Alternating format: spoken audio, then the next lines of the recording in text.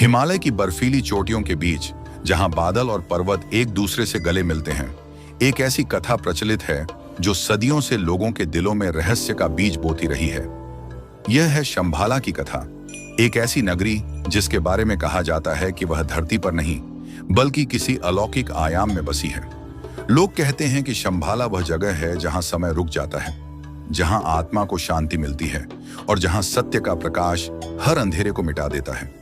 लेकिन क्या यह सचमुच मौजूद है या यह सिर्फ एक मिथक है जो इंसानी आस्था और कल्पना से बुना गया है? आप देख रहे हैं अभयम स्टोरीज 132, जहां कहानी सुनी नहीं जाती बल्कि महसूस की जाती है। हमारी कहानी शुरू होती है एक छोटे से गांव से जो कैलाश पर्वत की तलहटी में बसा है। इस गांव का नाम है द्रंगला, जहां की हवा में हमेशा मंत्रों की गूंज रहती है। यहीं रहता था रुद्र, एक 32 साल का नौजवान जिसका दिल हमेशा रहस्यों की तलाश में भटकता था। रुद्र कोई साधारण इंसान नहीं था। बचपन में उसकी मां ने उसे शंभाला की कहानियां सुनाई थी।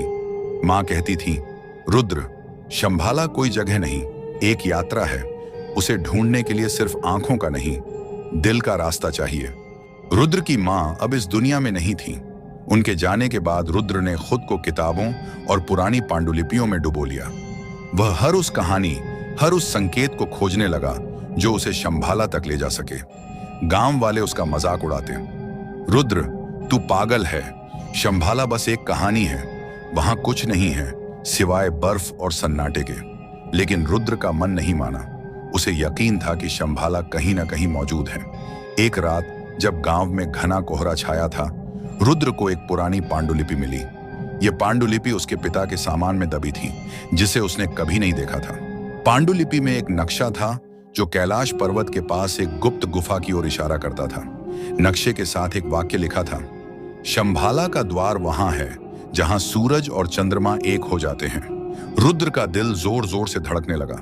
क्या यह वही संकेत था जिसका उसे इंतजार था? अगले दिन रुद्र ने अपनी यात्रा शुरू की। उसने एक छोटा सा झोला लिया जिसमें कुछ रोटियां, पानी और वह पांडुलिपि थी। गांव वालों ने उसे रोकने की कोशिश की। रुद्र, वहां सिर्फ मौत इंतजार कर रही है, वापस आ जा। लेकिन रुद्र ने पीछे मुड़कर नहीं देखा। वह चल पड़ा कैलाश की बर्फीली चोटियों की ओर, जहां शायद शंभाला का रहस्य उसका इंतजार कर रहा था। रुद्र की यात्रा आसान नहीं थी। हिमालय की चोटियां जितनी खूबसूरत थीं, उतनी ही खतरनाक भी। बर्फीली हवाएं उसके चेहरे को चीर रही थीं और हर कदम पर पत्थरों का डीला होना उसे नीचे खींचने की कोशिश करता था। लेकिन रुद्र का हौसला अडिग था। वह बार बार उस पांडुलिपि को देखता जिसमें लिखा था, सूरज और चंद्रमा एक हो जाते हैं। इसका मतलब क्या हो सकता था? क्या यह कोई पहेली थी या कोई खगोलीय घटना? तीसरे दिन रुद्र एक ऐसी जगह पहुंचा जहां दो पहाड़ों के बीच एक संकरी घाटी थी। वहां एक छोटा सा मंदिर था जो इतना पुराना था कि उसकी दीवारें समय के साथ पत्थरों में बदल चुकी थीं। मंदिर के बाहर एक बूढ़ा साधु बैठा था जिसके चेहरे पर ऐसी शांति थी मानो वह दुनिया की हर चिंता से मुक्त हो। रुद्र ने साधु को प्रणाम किया और अपनी यात्रा का मकसद बताया। शंभाला की तलाश में हो बेटा? साधु ने मुस्कुराते हुए कहा। कई आए कई गए, लेकिन शंभाला वही देख सकता है जिसका मन शुद्ध हो। रुद्र ने पूछा, बाबा, यह पांडुलिपि क्या कह रही है? सूरज और चंद्रमा एक होने का क्या मतलब है? साधु ने गहरी सांस ली और बोले, जब सूरज और चंद्रमा एक हो जाते हैं तब समय का चक्र रुक जाता है। वह गुफा जो तुम ढूंढ रहे हो केवल उसी दिन खुलती है जब सूर्य और चंद्रमा एक ही रेखा में आते हैं। रुद्र को समझ नहीं आया। क्या साधु ग्रहण की बात कर रहा था? उसने नक्शा दिखाया और पूछा, यह गुफा कहाँ है? साधु ने नक्शे पर एक जगह की ओर इशारा किया और कहा, यह गुफा कैलाश के उत्तरी छोर पर है, लेकिन वहां पहुंचने के लिए तुम्हें अपने डर को जीतना होगा। रुद्र ने साधु को धन्यवाद दिया और आगे बढ़ गया। रात होने पर रुद्र उस गुफा के पास पहुंचा जिसका जिक्र नक्शे में था। गुफा का मुंह इतना संकरा था कि उसे रेंग कर अंदर जाना पड़ा। अंदर अंधेरा था और हवा में एक अजीब सी गंध थी। रुद्र ने अपनी टॉर्च जलाई और देखा कि गुफा की दीवारों पर प्राचीन चित्र बने थे। उन चित्रों में एक नगरी दिख रही थी जिसके चारों ओर सुनहरा प्रकाश था। क्या यह शंभाला थी? लेकिन तभी गुफा में एक ठंडी हवा चली। गुफा के अंदर रुद्र का दिल जोर जोर से धड़क रहा था।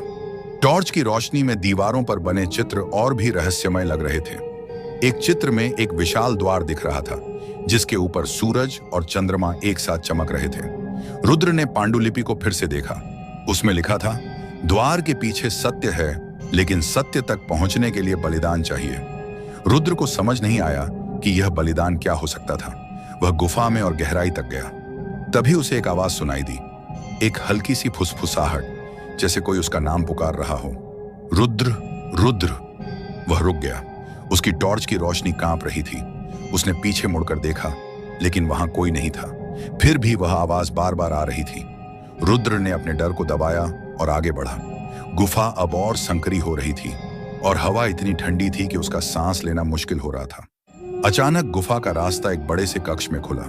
कक्ष के बीच में एक पत्थर का मंच था जिसके ऊपर एक प्राचीन मूर्ति रखी थी। मूर्ति किसी योद्धा की थी जिसके हाथ में एक त्रिशूल था। मूर्ति के सामने एक छोटा सा तालाब था जिसका पानी इतना साफ था कि उसमें रुद्र का चेहरा साफ दिख रहा था, लेकिन तालाब में उसका प्रतिबिंब अकेला नहीं था। उसके पीछे एक और आकृति थी, एक औरत जिसके चेहरे पर दुख और रहस्य का मिश्रण था। रुद्र ने घबराकर पीछे मुड़कर देखा, लेकिन वहां कोई नहीं था। उसने तालाब में फिर से देखा और वह आकृति फिर दिखी। कौन हो तुम?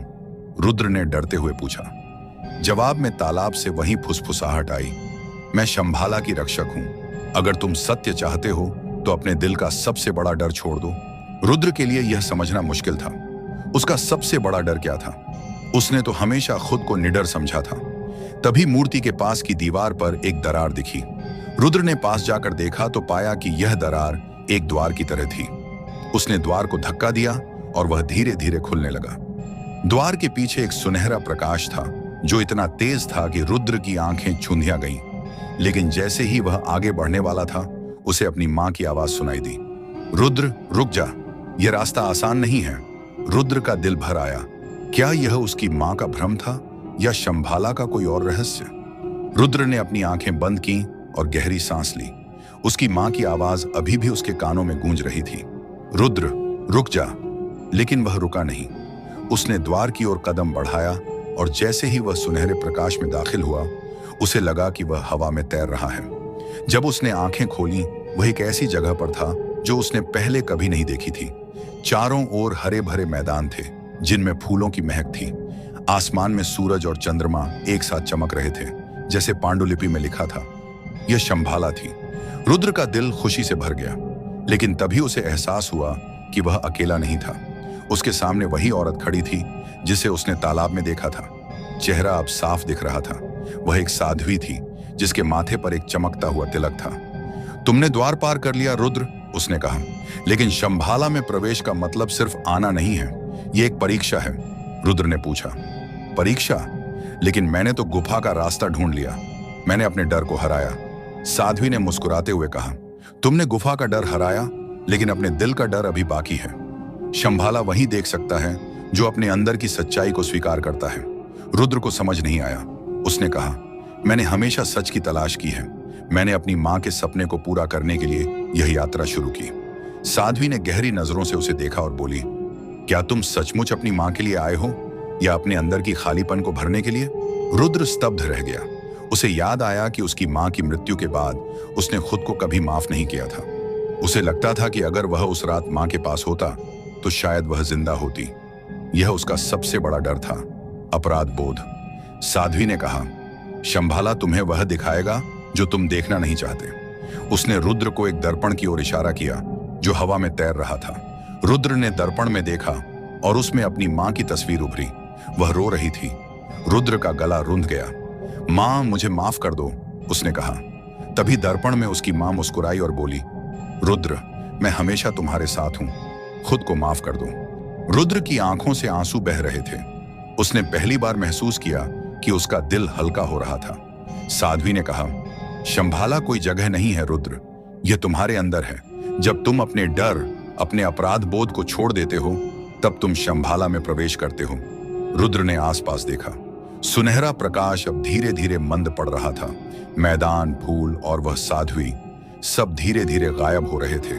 जब रुद्र ने आंखें खोली, वह फिर से गुफा में था, लेकिन अब वह गुफा वैसी नहीं थी।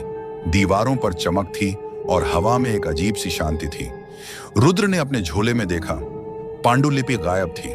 लेकिन उसके दिल में एक नया यकीन था। शंभाला कोई बाहरी जगह नहीं थी, यह एक यात्रा थी जो उसे अपने अंदर ले गई थी। रुद्र ने अपनी जिंदगी पूरी तरह बदल ली। वह अब गांव वालों और दूर दूर से आने वाले यात्रियों को शंभाला की कहानियां सुनाता, लेकिन अब उसकी जुबान पर एक नई सीख होती। शंभाला बाहर की दुनिया में नहीं छिपा, बल्कि तुम्हारे अपने दिल और आत्मा में बसा है। उसे पाने के लिए बस अपने डरों को अलविदा कहो और सच्चाई को पूरे दिल से अपनाओ।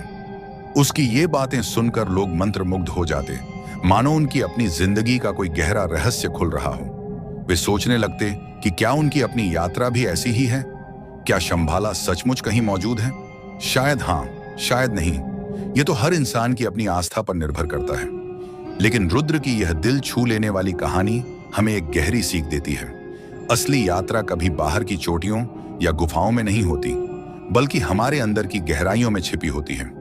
और शायद यही शंभाला का सबसे बड़ा और सबसे खूबसूरत रहस्य है। एक ऐसा रहस्य जो हमें खुद से मिलाता है, हमें मजबूत बनाता है और जीवन को नई रोशनी देता है।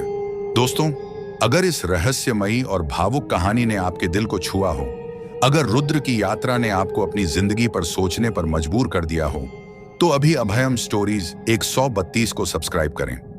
यहाँ हर कहानी सिर्फ मनोरंजन नहीं, बल्कि एक जीवन सबक है जो आपको अंदर से बदल देगी।